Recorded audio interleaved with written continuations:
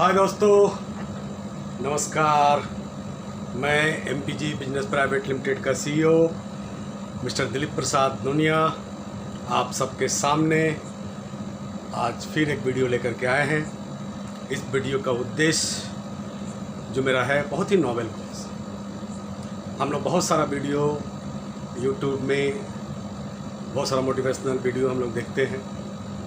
हमारे कंपनी भी बहुत सारा वीडियो आपके बेनिफिट के लिए लेकर के आई है। बट दोस्तों, मैं जो यहाँ पे आपको एक बात कहना चाहूँगा, ये जो मेरा लगभग 25 साल का जो सफ़र है नेटवर्क मार्केटिंग में, मल्टी लेवल मार्केटिंग में, दुनिया के बड़े बड़े लोग कहते हैं कि नेटवर्क मार्केटिंग इस दुनिया का सबसे बढ़िया प्रोफेशन है, दुनिया का सबसे नोबेल काम है नेटवर्क मार्केटिंग। बट कहीं ना कहीं हम लोग नेटवर्क मार्केटिंग करते हुए भी अट बट कट में फंसे रहते हैं। चंद लोगों को सफलता मिलती है, बाकी बहुत सारे लोग असफल होते हैं। असफल होने के बहुत सारे कारण भी बताए गए हैं। सक्सेस होने के भी बहुत सारे कारण आप यूट्यूब चैनल में आपको ढूंढ करके बहुत सारे मोटिवेशनल स्पीकर का आपको वीडियो मिलेगा। बट आज एमपीजी बिजनेस प्राइवेट लिमिटेड का सीईओ के नाते मैं जो चीज़ आज आपको बताने जा रहा हूँ दोस्तों,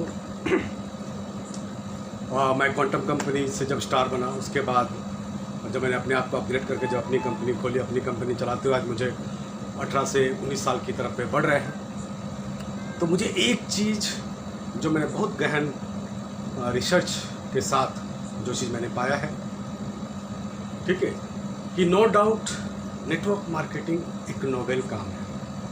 ये एक ऐसा प्रोफेशन है जहां हम दूसरों के बारे में, दूसरों की ज़िंदगी के बदलने के बारे में हम सोचते हैं। हम चाहते हैं कि कितने ज़्यादा से ज़्यादा लोग हमारे साथ जुड़े और हमारा ज़िंदगी बदले। इतना प्रोफेशन, इतना बढ़िया कॉन्सेप्ट होने के बाद, इतना बढ़िया सिस्टम होने के बाद भी हम लोग कहीं ना कहीं कुछ लोग जो है अटपट कट में फंसे रहते हैं और बाकी लोग तो डार्कनेस में हैं। तो मैं ज़्यादा दूसरे के बारे में तो नहीं कहना चाहता हूँ। मैं अपने मेंबर के बारे में, हमारे जो सिस्टम से जुड़े हुए हमारे जितने भी टॉप लीडर्स हैं, मैं उनको आज एक सलाह देना चाहता हूँ, एक मशवरा देना चाहता हूँ। और जिस तक ये वीडियो जाए, मैं उनको आज एक मैसेज ये देना चाहता हूँ कि network marketing is a very Nobel work. आप नेटवर्क मार्केटिंग करते हैं, नोबेल वर्क है, बट इसको नोबेल तरीके से करना पड़ेगा। हम लोग क्या करते हैं, नोबेल वर्क को नोबेल तरीके से नहीं करते हैं। जिस काम को उसी तरीके से नहीं करेंगे तो सफलता मिलते मिलते भी हमसे दूर। तो आज मैं आपको एक स्टोरी के माध्यम से पूरा network marketing, why a noble work, network marketing, MLM, खास करके उसमें से भी एमपीजी ये बिजनेस प्राइवेट लिमिटेड, ठीक है, चूँकि हम अपनी कंपनी के बारे में बात कर रहे हैं। तो नेटवर्क मार्केटिंग नोबेल काम क्यों है, एक स्टोरी के माध्यम से, कहानी के माध्यम से आज हम लोग इसको जानेंगे, आज हम लोग इसको परखेंगे। एक्चुअली दोस्तों, सारा ज़िंदगी हम लोग मैं करते हुए आते हैं। बस मेरा हो जाए, मेरा हो जाए। दुनिया का हर प्रोफेशन ये सिखाता है कि हम कितना ज़्यादा से ज़्यादा पैसे कमा लें, कितना ज़्यादा से ज़्यादा अमीर बन जाए, कितना जल्दी हम ही करोड़पति बने, बाकी सब नहीं। बट नेटवर्क मार्केटिंग ऐसा नहीं है। नेटवर्क मार्केटिंग हमें सिखाता है, चूँकि एक नोबेल काम है, एक तो नोबेल तरीके से करना चाहिए, बट हम नोबेल तरीके से कर नहीं पाते हैं। और जब नोबेल तरीके से कर नहीं पाते हैं तो हम लोग कहते हैं ना, भगवान कहाँ है, भगवान हमारे अंदर है, ठीक है। और सच, सही, गलत, हम दुनिया के सामने क्या चेहरा दिखाते हैं मुद्दा नहीं है, बट अपने अंदर में जो भगवान बैठा है ना, वो सब जानता है, वो सब समझता है। तो बस एक सारा ज़िंदगी हम लोग जो मैं करते आए हैं, ठीक है। आज मैं आपको why network marketing is a very professional जहाँ से यहाँ पे लोग करोड़पति बन सकते हैं, और वाई नोबेल वर्क, यहाँ से हम एक नोबेल काम कैसे करते हैं, इस एक स्टोरी का माध्यम है। तो दोस्तों, तैयार हो जाए, ठीक है, इस कहानी के लिए। कहानी ये है कि सारा ज़िंदगी हम लोग मैं करते हैं, सब मेरा, ठीक है, सब मेरा। कहानी है, इज़ अ वेरी नोबेल कहानी, भी बहुत इंटरेस्टिंग है, बहुत कुछ हम लोग को सीखने का। जब हम अपनी माँ की गोद में आते हैं तो माँ का दूध पी करके बड़ा होते हैं। उसके बाद जैसे जैसे होश संभालते हैं तो जब हम अपनी मम्मी से कुछ मांगना होता है तो हम कैसे बोलते थे, मम्मी आई लव यू। तो मम्मी ये बात समझ जाती थी कि अच्छा समझ गया। तो मम्मी क्या करती थी, एक कैडबरीज का चॉकलेट निकाला और हमें पकड़ा दिया, हम खुश। फिर कुछ दिन बीतता है, समय बीतता है, हम और बड़े होते हैं, mummy I love you, mama I love you. अच्छा, ठीक है। अपने पॉकेट से 50 रुपये का नोट निकालती है, हमें पॉकेट मनी देती है, हम खुश। फिर समय धीरे धीरे आगे बढ़ता है, हम और बड़े होते हैं, mummy I love you, mamma I love you. अच्छा बोल, कौन लड़की है, कहाँ की लड़की है, चल उसके पापा से बोल, मैं बात करती हूँ। मतलब मम्मी समझ जाती। और कुछ बड़ा होते हैं, ठीक है, और समय बीतता है, फिर जाते हैं mummy, mamma I love you. मैंने कहा था ना उस लड़की से शादी मत कर, तेरा जिंदगी बर्बाद हो जाएगा, मैंने कहा था ना, लेकिन तू मेरा बात नहीं सुना।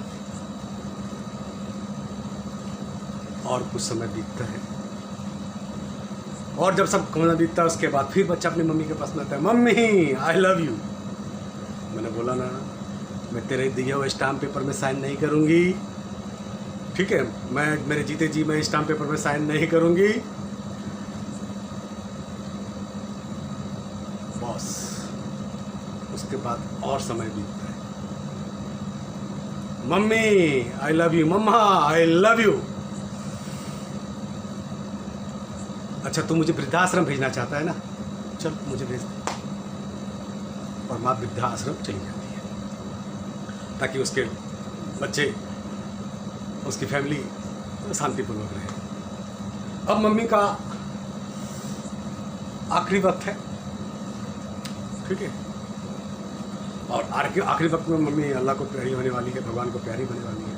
तो अपने बेटे के पास में जाता है, बेटा फिर वही स्टाम्प पेपर लेके पहुंचता है, मम्मा आई लव यू, मम्मी আমি তোমাকে ভালোবাসি, माँ मैं तुमको बहुत प्यार करता हूँ, ला बेटा मैं एग्रीमेंट में साइन करती हूँ। लेकिन बेटा मेरी एक अंतिम ख्वाहिश है, मेरी एक इच्छा है। बोलो मम्मी।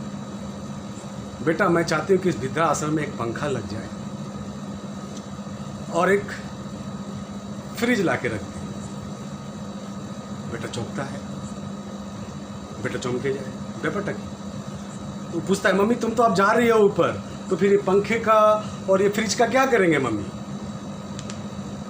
बोला बेटा मैं तो जा रही हूँ, लेकिन मुझे मालूम है जब तू यहाँ आएगा ना तो मुझे मालूम है बिना पंखे के तेरे को नींद नहीं आता, बिना ठंडा पानी पिए तेरा गला का प्यास नहीं बुझता।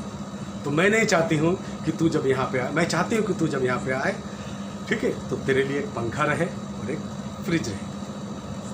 एवरीवन इज शॉक्ड, ठीक है, सब कोई शॉक्ड हो जाता है। ऊपर वाला बैठा हुआ, ऊपर में बैठे हैं श्री कृष्ण और अर्जुन जी। ये नज़ारा बहुत देख रहे थे क्योंकि दुनिया में चल रही है, सब अपने स्वार्थ के लिए विलीन है। उसके बाद जो लोगों को आजकल खाई जा रही है, ठीक है, डेट इज ईगो।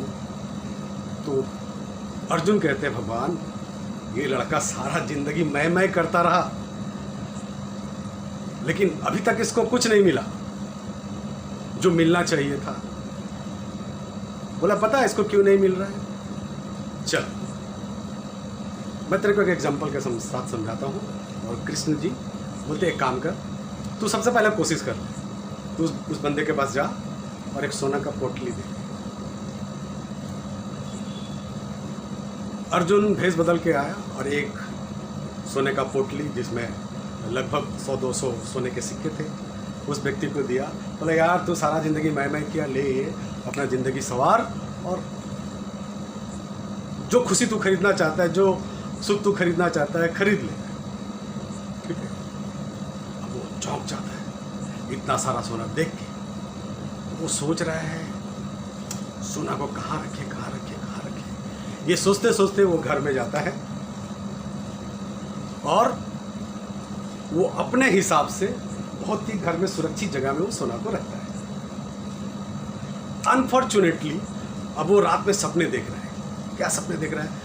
अब मैं ये करूँगा, अब मैं ये करूँगा, अब मैं ये करूँगा, यहाँ भी मैं ठीक है, मैं प्लेन से यहाँ जाऊँगा, बर्फ़ में ऐसे मस्ती करूँगा, मैं ये करूँगा, मैं वो करूँगा, मैं अपने बच्चे के लिए करूँगा, वगैरह वगैरह वगैरह वगैरह। मैं उसका आधी रात निकल गया।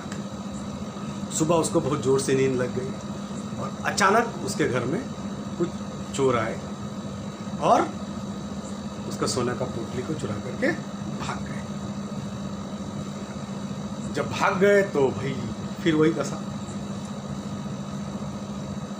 अब वो क्या करे, पूरा चिंतित, पूरा परेशान है। ठीक है, फिर इसी तरह से परेशानी में घूम रहा है। तो ऊपर में श्री कृष्ण बोला, देख तेरा बंदा फिर वही परेशान है, भटक रहा है। देख तू जो सोना दिया था ना, वो गंवा दिया, वो गंवा दिया,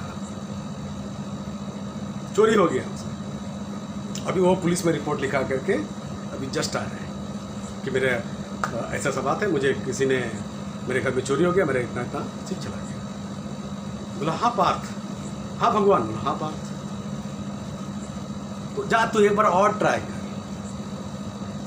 कृष्ण ने अर्जुन से कहा तो एक बार और ट्राई कर उसको मदद करने के लिए। ठीक है, तो सुदामा कृष्ण के दोस्त अर्जुन फिर भेष बदल करके आए उस व्यक्ति के पास। बोला यार अभी मैंने तेरे को इतना सोना का एक पोटली दिया, उस हम सोचे तुम्हारा ज़िंदगी बदलेगा, बट पता नहीं तेरे साथ क्या चल रहा है। ठीक है, वो सोना का पोटली सुने मैंने चोरी हो गया है और तू अभी अभी पुलिस थाना में FIR लिखा के आया। तो अभी तो मेरे पास सोने की पोटली नहीं है, ये मेरे पास ये मोती का अंगूठी है, इज़ वेरी कॉस्टली। अगर इसको भी बेच दोगे तो तुम्हारा 3-4 जनरेशन का टेंशन बिल्कुल ख़त्म। तुम्हारा जो टेंशन है वो बिल्कुल ख़त्म हो जाएगा और तुम फिर से बड़ा आदमी बन जाओगे, अमीर हो जाओगे, तुम्हारे सपने पूरे हो जाएंगे। अब वो मोती ले करके बहुत हैप्पी। ठीक है, फिर वो सोचने लगा अब ये मोती को मैं बाज़ार में जाके बेचूंगा, मेरे पास इतने पैसे आएंगे, मैं ये करूंगा, मैं वो करूंगा, मैं वो करूंगा, वगैरह वगैरह। फिर वही मैं अपनी दुनिया को लेकर के आने लगी। तो उसने सोचा यार सोना तो हम इतना सुरक्षित जगह में छुपा के रखे थे, फिर भी चोरी हो गया, तो अभी ये मोती ही तो और भी कीमती है, तो क्या करें क्या करें। तो उसने एक पुराना घड़ा उसके घर में था जो बेकार था, यूज़ नहीं होता। तो उसने सोचा कि घड़ा में मोती को रख देते हैं और उसने रात में मोती को घड़ा में रख दिया और ढक्कन लगा दिया। सोचा पुराना है, कोई देखेगा तो क्या लगेगा, पुराना घड़ा कौन लेके गया। ठीक है, दूसरे दिन जब सुबह उठा तो उसने देखा अरे घड़ा नहीं। ठीक है, घड़ा नहीं है। थोड़ा देर इधर उधर टहलने के बाद, इधर उधर करने के बाद और सोच रहा साला मेरा नसीब ही खराब है। ठीक है, तब देखिए उधर से उसकी पत्नी घड़ा में पानी लेकर के आ रही। नदी गई थी, नदी से वो पानी लेकर के आ रही। बोला रे तुम घड़ा से कहां से पानी लेकर के आ रही हो? क्या हमारे बगल का जो चापा नल था वो नहीं चल रहा था क्या, जो तुम घड़ा में पानी लेकर के आ रही हो? अरे तुमको पता भी था इस घड़े में क्या था? बोले नहीं, हम देखे चापा नल बंद है और इतना दूर कुआं से नदी से पानी लाना है, तुम घड़ा लेके गए, घड़ा को अच्छा से पानी में धोए और धोने के बाद पानी लेकर के आ रहे हो, तो इसमें आश्चर्य का क्या बात है? बोला रे बेवकूफ, मुझे किसी ने मोती दिया था, बहुत ही कीमती मोती। उस मोती को अगर हम बाज़ार में बेचते तो हमारा 3 जनरेशन और हमारा ज़िंदगी जो है, हम सबका ज़िंदगी जो है बहुत आराम से कटता। लेकिन हाय रे दुर्भाग्य, वो मोती भी तुम नदी में बहा के चली आए, अपना किस्मत ही खराब है। दोस्तों, यहाँ तक हम लोग को ये समझ में आया कि जब भी व्यक्ति मैं के चक्कर में रहता है तो इतने सारे घटनाएं हम लोगों ने घटते हुए देखा। अब आगे, अब फिर वो व्यक्ति पूरा परेशान रास्ते में घूम रहा है। कृष्ण बोला दे अर्जुन, तेरा बंदा फिर हैरान परेशान है। बोला बॉस, अर्जुन जी बोलते हैं, वो सब तो आपका किया धरा है, आप ही तो परमात्मा हो और आपके बगैर तो एक पत्ता भी नहीं होता। जरूर कुछ ना कुछ बात है जो ये व्यक्ति भी चूक रहा है और मैं भी चूक रहा हूँ।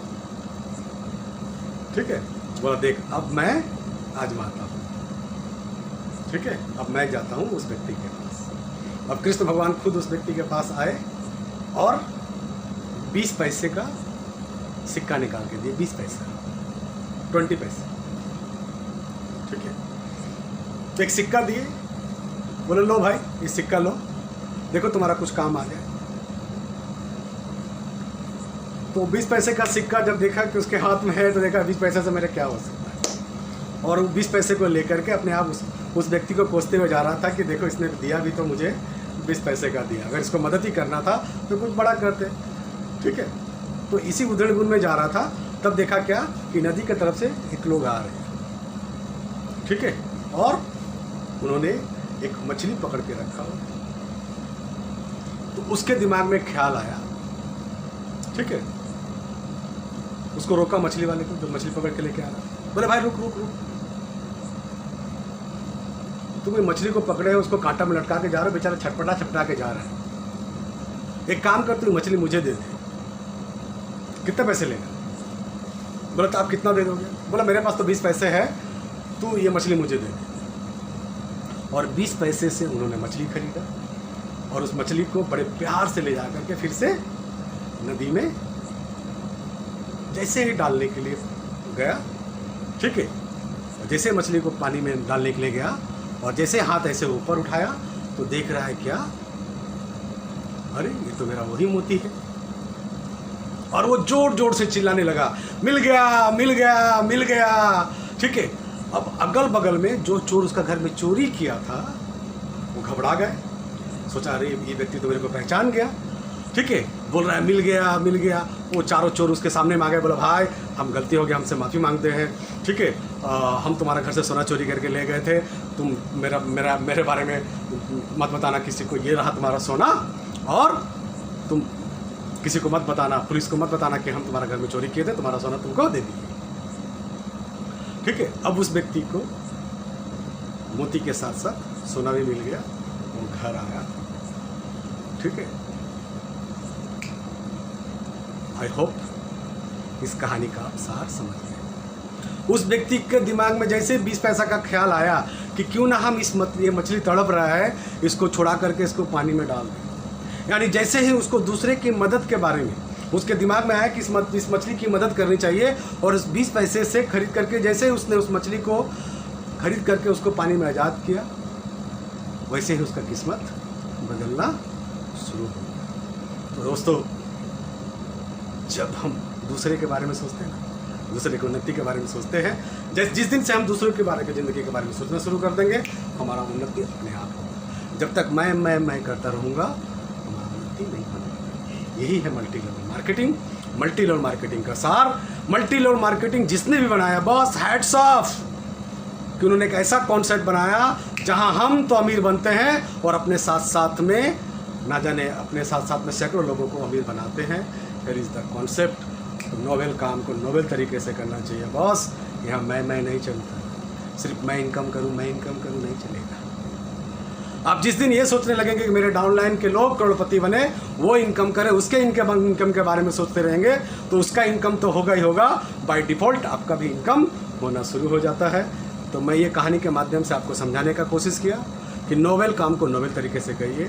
थैंक यू, धन्यवाद। मैं आपका CEO Dilip Prasad Noniya, MPG business private limited. हमको उम्मीद है इस कहानी से आपको कुछ सीख मिला होगा और इस कहानी को आप सीखें, अमल करिए और आगे बढ़िए। थैंक यू, धन्यवाद, नमस्कार टू ऑल करोड़पतिस of MPG business private limited. Thank you, धन्यवाद, नमस्कार।